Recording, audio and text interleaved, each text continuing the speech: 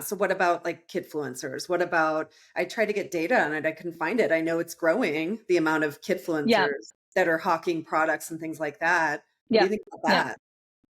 I don't think, unless there's like, unless they have protections under the Yeah. laws, I don't think it should be a thing. I Yeah. don't think it should be a thing. I also think it's a massive loophole in these social media platforms to say you can't be online until you're 13, but if you're being exploited by your parents, then Yeah. go ahead.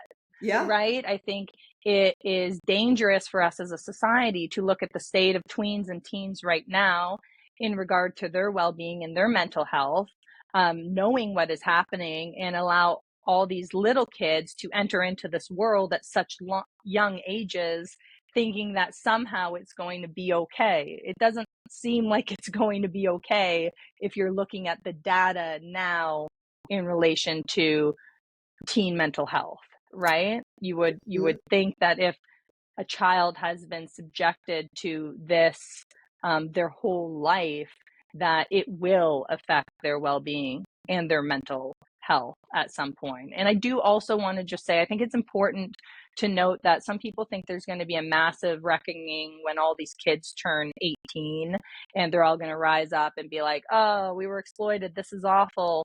But to your point about the prefrontal cortex and brains not fully developing until you're 25, a lot of people don't reflect on childhood and childhood trauma until a lot later in life, Mhm. late 20s, early 30s. So I think for some of these kids, it's going to be many years before they reflect on their childhood and truly feel like, oh, wow, that wasn't normal and I was exploited and wow, right?